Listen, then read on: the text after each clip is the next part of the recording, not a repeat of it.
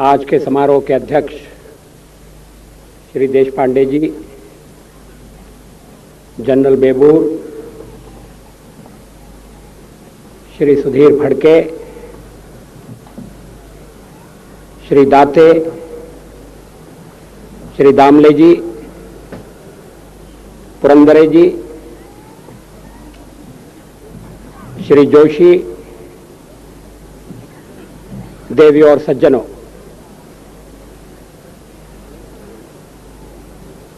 मुझे बार बार अतिथि कहा जा रहा है।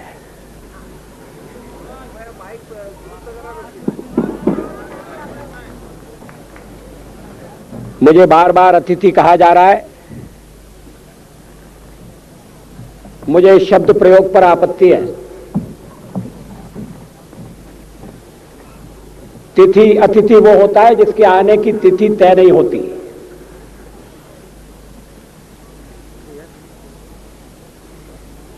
जो अचानक आ टपक पड़ता है, बिना बुलाए आ जाता है,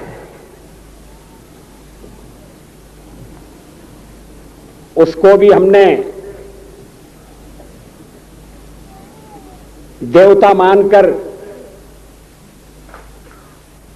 स्वागत करने की परंपरा डाली है। लेकिन मुझे अतिथि कहा जाए, इसे मैं पसंद नहीं करता।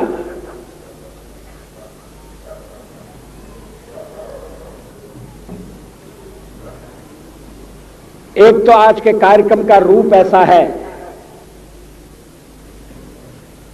कि उसमें कोई मेहमान बनकर आना नहीं चाहेगा, सभी मेजबान बनना चाहेंगे।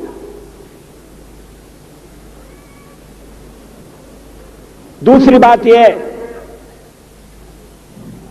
कि सावरकर जी की स्मृति में आयोजित समारोह किसी अतिथि का मोहताज नहीं है। जो भी आएगा सावरकर जी की स्मृति में अपनी श्रद्धांजलि अर्पित करने के लिए आएगा।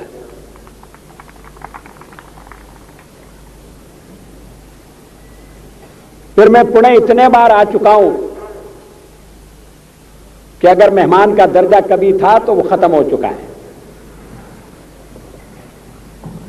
अभी थोड़े दिन पहले महाराष्ट्र की दुष्काल परिस्थिति का अध्ययन करने के लिए मुझे इधर आने का अवसर मिला था और पुणे के आसपास जो राहत के कार्य चल रहे हैं,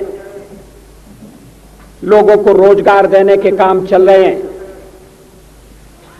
उन्हें मुझे देखने का अवसर मिला था। उस समय जोशी जी ने मुझसे कहा था कि मैं कार्यक्रम में आऊं,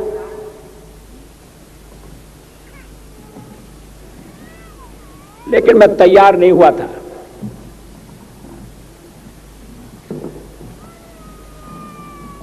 भारतीय जनता पार्टी के अध्यक्ष पद से मुक्त होने के बाद मैं किसी कार्यक्रम में बंधना नहीं चाहता था।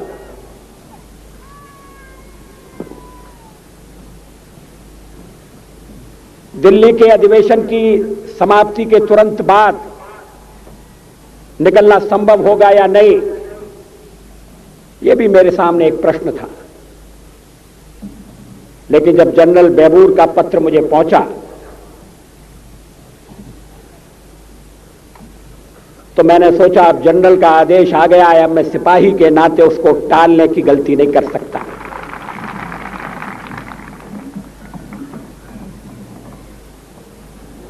मुझे बड़ी प्रसन्नता है,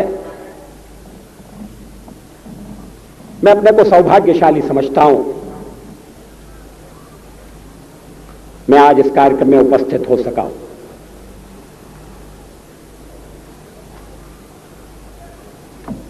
एक तो सावरकर जी के प्रति मैं अपनी श्रद्धा निवेदन करने के लिए आया हूं। दूसरे, श्री पुलत देशपांडे का भाषण सुनने का भी मुझे थोड़ा सा लोभ था। दिल्ली में उनके दर्शन हुआ करते थे, लेकिन उन्होंने दिल्ली छोड़ दी और दिल्ली का सांस्कृतिक साहित्यिक जीवन थोड़ा सा रिक्त हो गया, थोड़ा सा अकिंचन हो गया। देशपांडे जी बहुमुखी प्रतिभा के धनी हैं। मराठी भाषा को, मराठी साहित्य को श्री पुल देशपांडे जैसे कलम के धनी पाकर सचमुच में अभिमान होना चाहिए।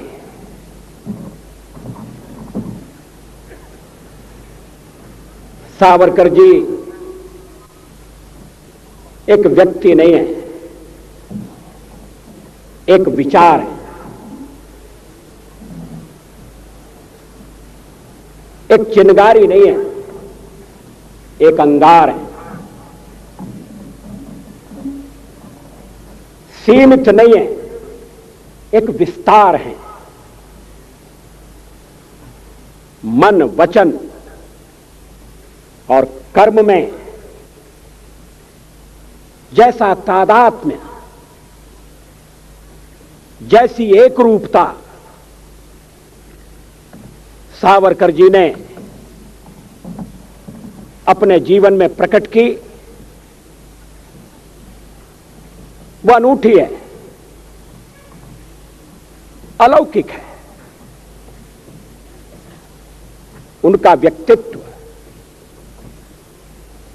उनका कृतित्व, उनका वक्तृत्व और उनका कवित्व, जिसकी देशपांडे जी ने बड़े विस्तार के साथ चर्चा की है, सावरकर जी के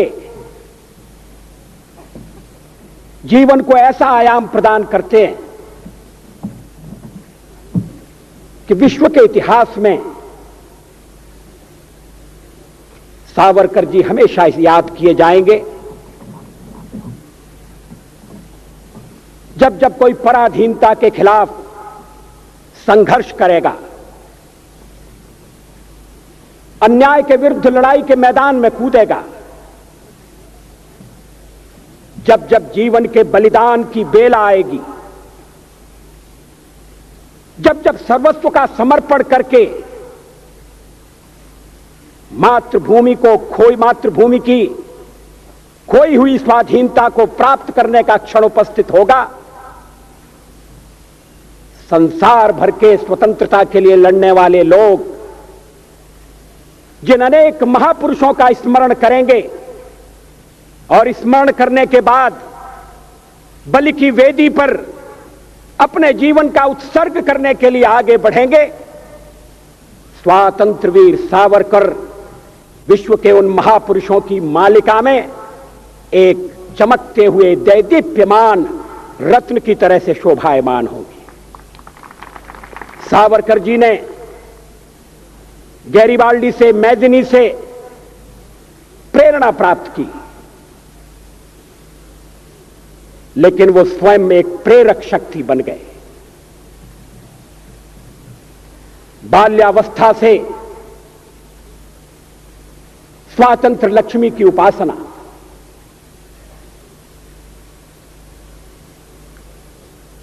ग्यारह वर्ष की उम्र में सवाई माधो सिंह के बारे में फाटका लिखना, फिर चाफेकर राणने के संबंध में फाटका लिखना और उसी समय संकल्प करना, मैं देश की स्वाधीनता के लिए संघर्ष करूंगा।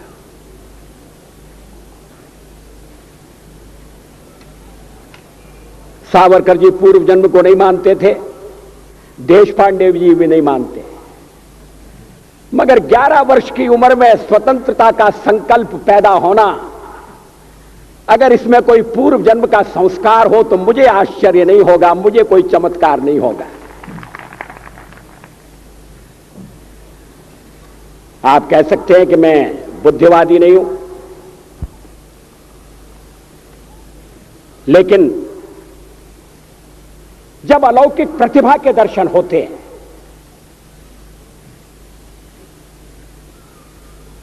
व्यक्ति समान है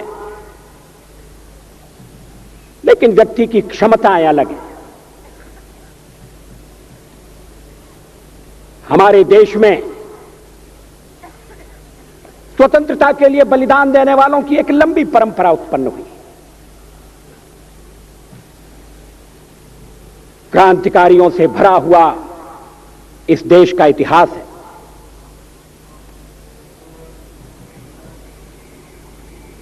महाराष्ट्र से, बंगाल से, पंजाब से ब्रिटिश साम्राज्यवाद की समाप्ति के लिए सशस्त्र संघर्ष करना होगा। बिना हथियार उठाए आजादी नहीं मिलेगी।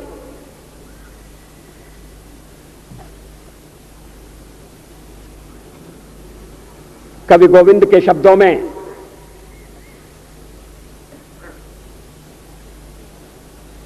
बिना युद्ध के स्वतंत्रता किसको मिली है? इस पर जिनका विश्वास था उन्होंने बलिदान की पराकाष्ठा कर दी।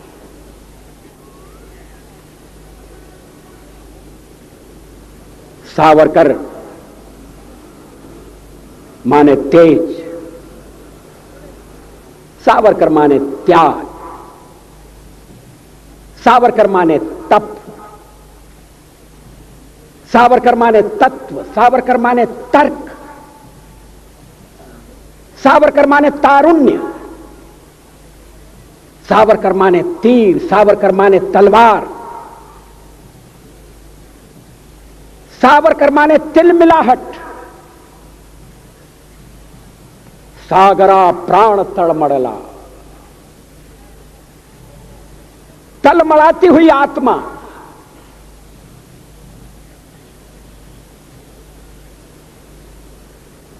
सावरकर माने तितीक्षा, सावरकर माने तीखापन, सावरकर मणजे तिखट।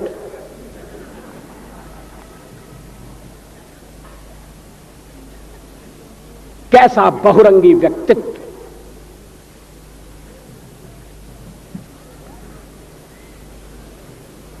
कविता और क्रांति।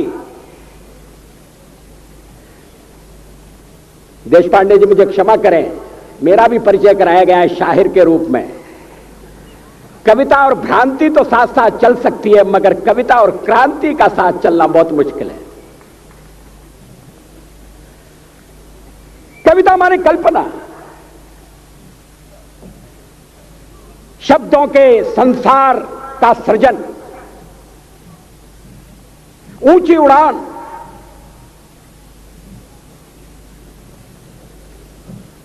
और कभी कभी ऊंची उड़ान में अगर धरातल से पांव उठ जाए, वास्तविकता से नाता टूट जाए,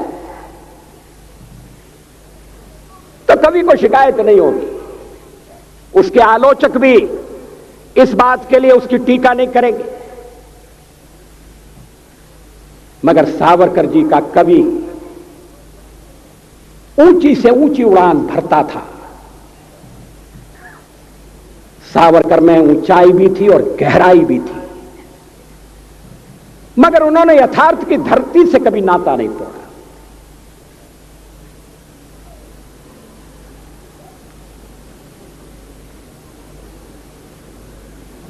मैंने सेल्युलर जेल में, अंडमान द्वीप में वो कोठरी देखी है जिसमें सावरकर जी को अपने जीवन का बहुत महत्वपूर्ण अंश तिल तिल जलकर मिटाना पड़ा था। सावरकर जी की अतिरिक्त सुरक्षा का प्रबंध था। कमरे के बाहर कोठरी, काल कोठरी के बाहर एक कोठरी, और कैदियों से तो दालान में जाकर मिला जा सकता था। सावरकर जी की कोठरी के आगे भी एक कोठरी बनाकर सींचे खड़े कर दिए गए। सागर का किनारा, पता नहीं सागर और सावरकर का क्या संबंध था। गोदावरी ने भी सावरकर जी को प्रभावित किया था। वो जिस तरह से जहाज से सागर में कूद पड़े, स्वतंत्रता के लिए छलांग लगा दी, उत्ताल सागर की तरंगें, अनंत सागर, अपार जलराशि, कहां किनारा है, कौन सा ठिकाना मिलेगा, इसका भरोसा नहीं। मगर अंतःकरण में एक संकल्प, मैं पराधीनता स्वीकार नहीं करूंगा। ऐसा संकल्प, ऐसा पराक्रम, ऐसा पौरुष, सागर से दो दो हाथ करने का फैसला,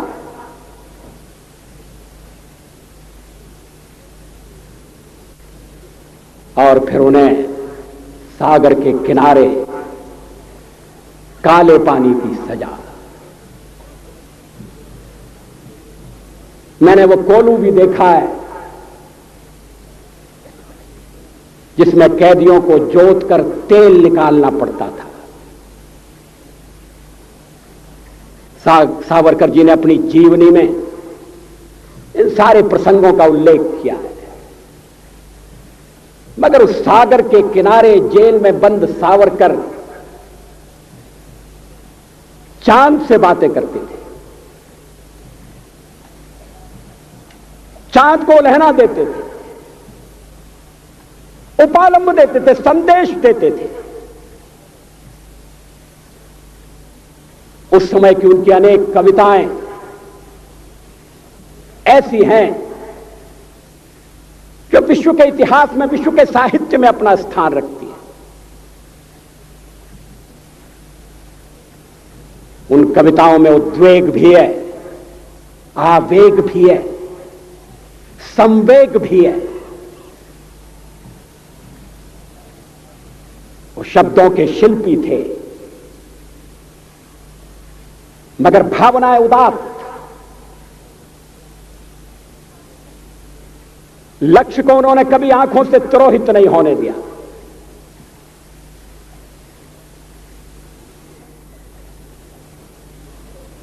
सावरकर जी से मेरा परिचय एक पहले कवि के नाते होगा।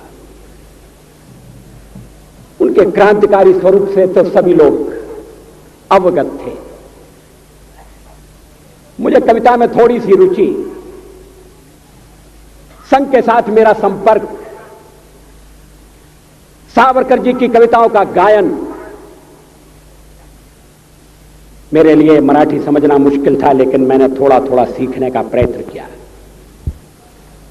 मैं ग्वालियर का हूं और ग्वालियर की अपनी मराठी है। वरचा मजला खाली आहे,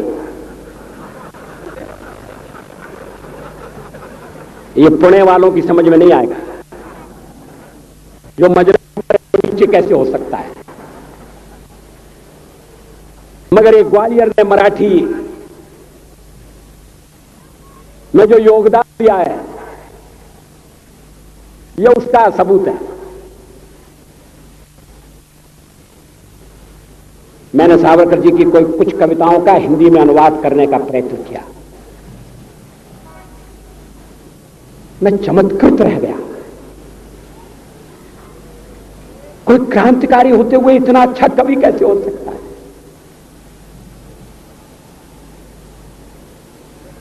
कोई कल्पना के आकाश में उड़ते हुए क्रांति की आग को कैसे धधका सकता है, सुलगा सकता है।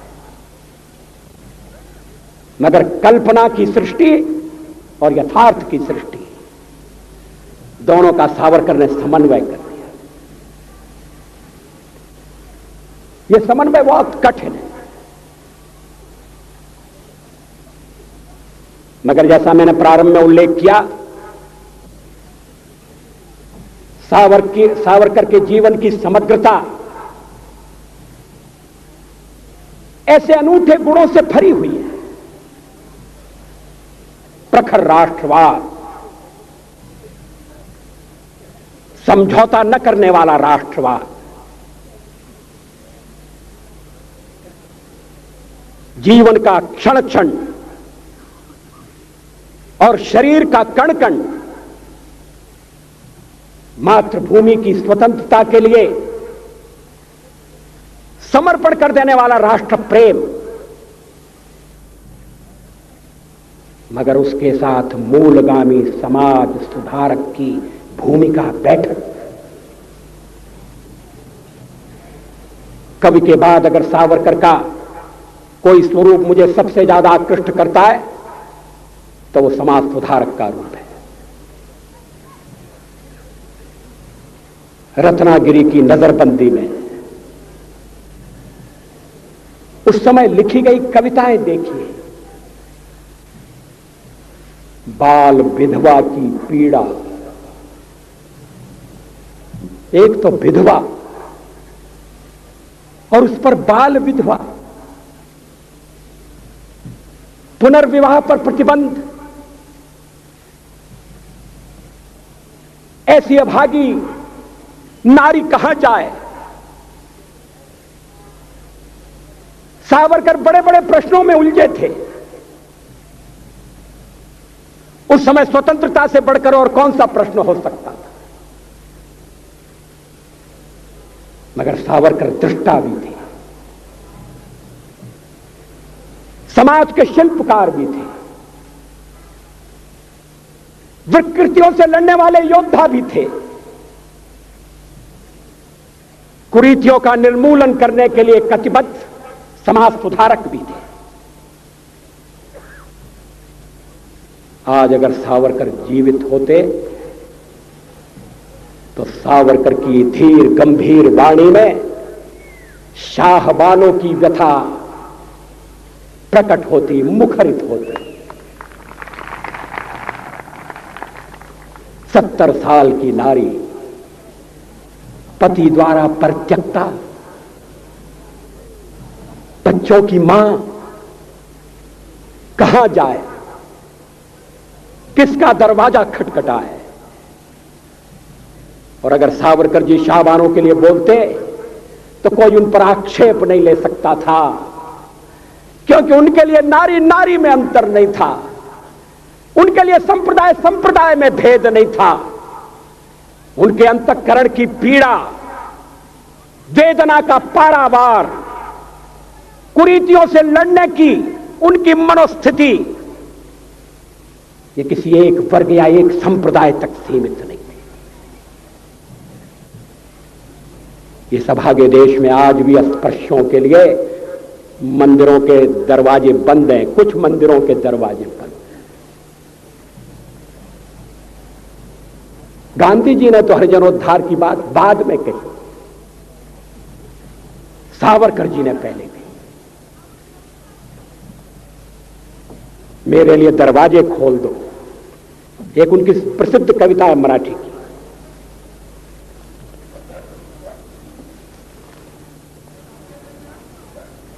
मला देवांचा दर्शन घेऊया,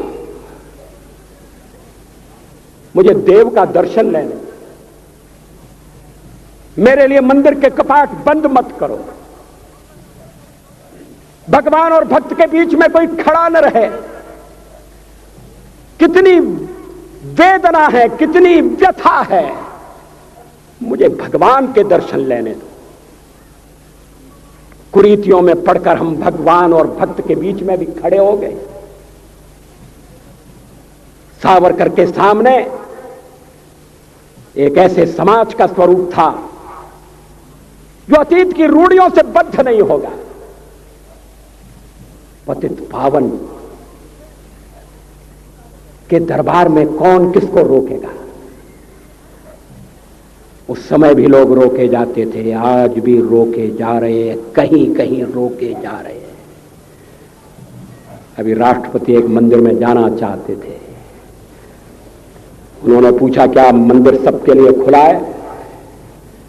पुजारियों ने कहा नहीं, मंदिर सबके लिए खुला नहीं है। मुझे खुशी है राष्ट्रपति ने उस मंदिर में प्रवेश नहीं किया। इस मंदिर के द्वार सबके लिए खुले नहीं है। उस द्वार के बाहर कल्पना करिए कोई खड़ा होकर कह रहा है हम दूसरों को दोष देते हैं, उन्होंने हमारे समाज के कुछ लोगों को बरगलाने की चेष्टा की है, मगर सावरकर की दृष्टि से हम देखें हिंदू समाज के अभिशाप को, हिंदू समाज की दुर्बलता को, हम अगर पराधीन हुए,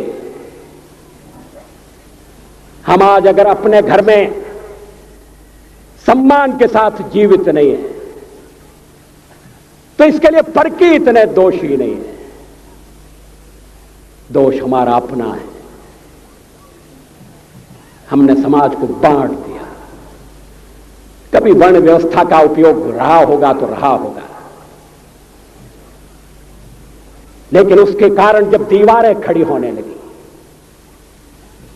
व्यक्ति व्यक्ति को छोटा समझा जाने लगा, कोई बड़ा बन गया, कोई छोटा बन गया, समाज की एकता खंडित हो गई। विदेशियों ने उसका लाभ उठाया। हम कभी विदेशियों से नहीं हारे। हमने तो अपनी तलवार से अपने देश को जीतकर दूसरों के सुपुर्द कर दिया। इतिहास साक्षी है, प्लासी की लड़ाई में जितने लोग मैदान में लड़ रहे थे उससे ज्यादा लोग मैदान के बाहर खड़े होकर तमाशा देख रहे थे, लड़ाई का परिणाम सुनने की प्रतीक्षा कर रहे थे। देश के भाग्य का निर्णय होने जा रहा था, मगर उस निर्णय में सारा देश शामिल नहीं था। विदेश मंत्री के नाते मैं अफगानिस्तान गया था। आपको सुनकर ताज्जुब होगा, अफगानिस्तान के अपने मेजबानों से मैंने कहा मैं गजनी जाना चाहता हूं, गजनी। पहले वो मेरी बात उनकी समझ में नहीं आई। कहने लगे गजनी तो कोई टूरिस्ट स्पॉट नहीं है, गजनी में कोई 5 स्टार होटल नहीं है, गजनी में आप जाकर क्या करेंगे, गजनी में आप जाकर क्या देखेंगे। मैं उन्हें पूरी बात नहीं बता सकता था। मेरे हृदय में कहीं गजनी कांटे की तरह से चुभ रहा है। जब से मैंने गजनी से आए एक लुटेरे की कथा पढ़ी है और किशोरावस्था में पढ़ी है, मैं देखना चाहता था वो गजनी कैसा है। आपको सुनकर ताज्जुब होगा, महमूद गजनी का अफगानिस्तान के इतिहास में कोई स्थान नहीं है।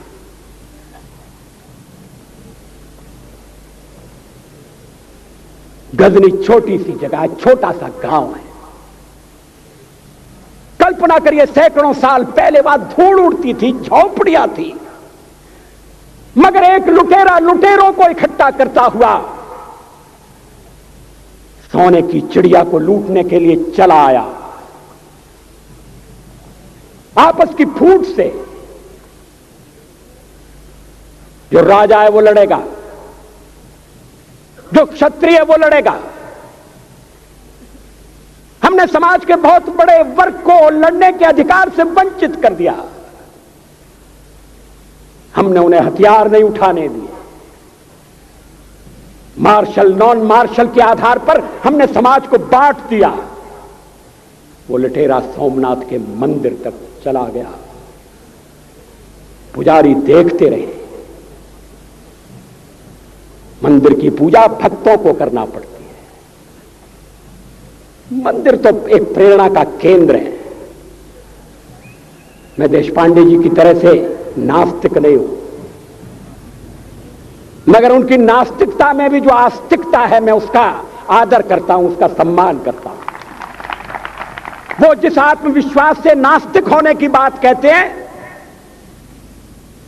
तो मैं उनसे कहना चाहता हूं वो सचमुच में नास्तिक नहीं है। जिसकी आस्तिकता है, जिसका विश्वास है, वो नास्तिक कैसे हो सकता है? विश्वास किसमें है ये बड़ी बात नहीं है, विश्वास है या नहीं। हमने समाज के बहुत से बड़े वर्ग को विश्वासहीन बना दिया।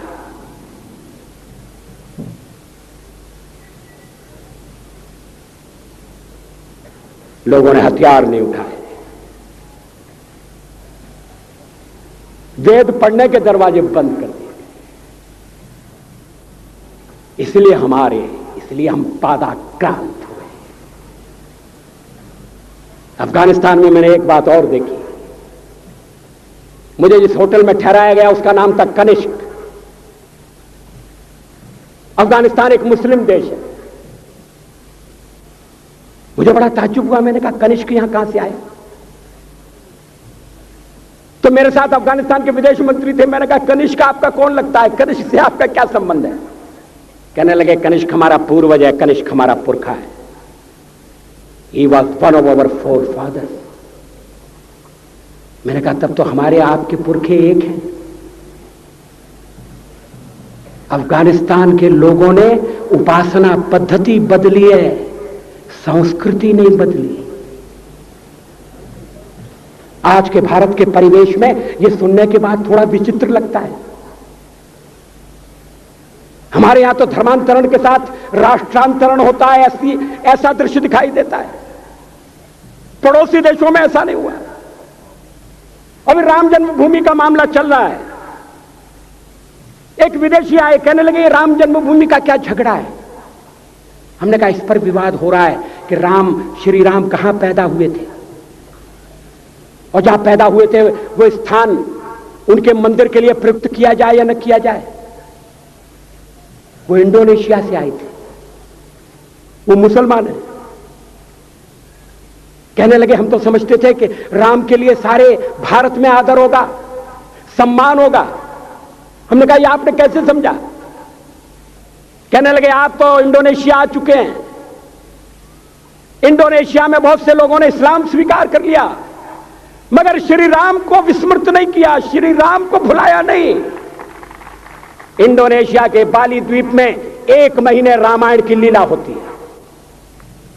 मैं उस समारोह में जा चुका हूं।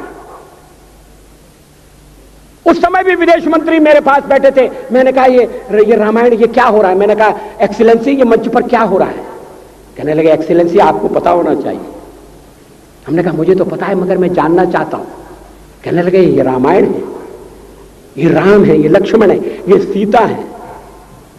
हमने कहा इनसे आपका क्या संबंध है? आप तो मुसलमान हैं। कहने लगे हमारा संबंध बहुत पुराना है। हमारा तब का संबंध है जब हम मुसलमान नहीं हुए थे। थाईलैंड की राजधानी अयोध्या कही जाती है। थाईलैंड के राजा को आज भी राम कहा जाता है। सावरकर जी ने हिंदू राष्ट्र की बात की, हिम्मत के साथ। बुनियादी तौर पर भारत हिंदू राष्ट्र है, इससे कोई इनकार नहीं कर सकता, इसे कोई अस्वीकार नहीं कर सकता। मेरे लिए हिंदू राष्ट्र और भारतीय राष्ट्र पर्यायवाची शब्द। लेकिन सावरकर जी ने हिंदू राष्ट्र की बात कही तो हिंदी राज्य की बात भी कही। उन्होंने कहा राष्ट्र हिंदू है, मगर भारत में हिंदी राज्य होगा, ऐसा राज्य होगा जो मजहब के आधार पर, उपासना पद्धति के आधार पर भेदभाव नहीं करेगा। समय की कमी से मैं सावरकर जी का वो उद्धरण पढ़कर सुनाना नहीं चाहता। सावरकर जी ने कहा कि स्वतंत्र भारत में न हिंदू राज्य होगा, न हिंदू राज्य होगा। ऐसा राज्य होगा जो सबकी चिंता करेगा, सबके साथ न्याय करेगा। मगर उन्होंने कहा राष्ट्र हिंदू राष्ट्र होगा। राष्ट्र और राज्य में अंतर है, यह अंतर हमें स्पष्ट करना चाहिए। सावरकर जी के विचारों को लेकर बहुत भ्रम पैदा करने की कोशिश की गई है। मुझे खुशी है इस समारोह का उद्घाटन करने के लिए सूचना मंत्री श्री गाडगिल आए थे। मुझे वो दिन भी याद है जब रेडियो से सावरकर की कविता नहीं सुनाई जा सकती थी। वक्त बदल गया है, जादू सर पर चढ़कर बोल रहा है, महापुरुषों की कोई ज्यादा दिन तक उपेक्षा नहीं कर सकता।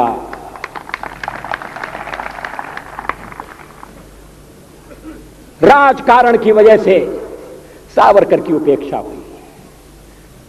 सावरकर का हमने सही मूल्यांकन नहीं किया। मैंने तो बहुत कम उम्र में सावरकर जी को देखा था, सुना था। बिंदु माधव जोशी ने मेरी कविता का उल्लेख किया, हिंदू तन मन हिंदू जीवन रग रग हिंदू मेरा परिचय।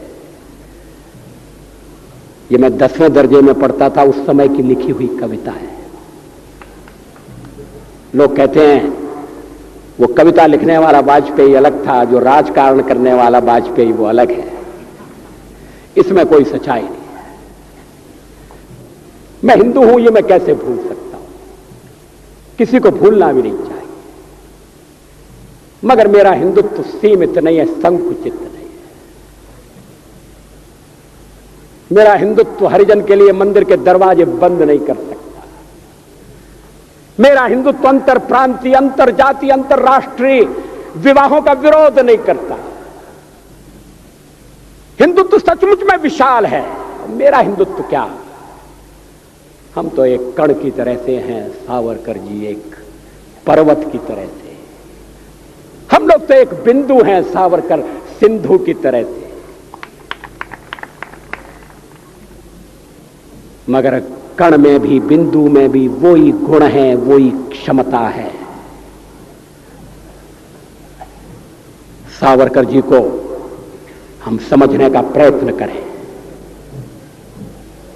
सावरकर जी की विचारधारा का विश्लेषण करें। सावरकर जी के चिंतन के बारे में हम अनुसंधान करें और सावरकर के संदेश को घर घर तक, व्यक्ति व्यक्ति तक पहुंचाने का प्रयास करें। मुझे खुशी है ये समारोह इसी निमित्त हो रहा है कि सावरकर घर घर तक पहुंचाए जाएं। मैं इस समारोह की सफलता चाहता हूं। मैंने पुणे में आकर अपना कर्तव्य किया है। अगर संचालक समिति इस कार्यक्रम के सूत्रधार मुझे इस कार्यक्रम के निमित्त कहीं और भी ले जाना चाहेंगे तो मैं अपनी सेवाएं उनको समर्पित करता हूं। वैसे भी मैं खाली हो गया हूं, काम की तलाश में हूं। ग्वालियर वालों ने पार्लियामेंट से मेरी छुट्टी कर दी है, पार्टी वालों ने अध्यक्ष पद से मुझे मुक्ति दे दी है। अब मेरे पास समय है और मैं अगर ये समय, थोड़ा समय सावरकर जी के प्रति जो अन्याय हुआ है और जिसमें हम सब लोग शामिल थे, उस अन्याय का थोड़ा सा परिमार्जन करने में लगा सकें तो आज का ये समारोह सफल होगा। बहुत बहुत धन्यवाद। नमस्कार।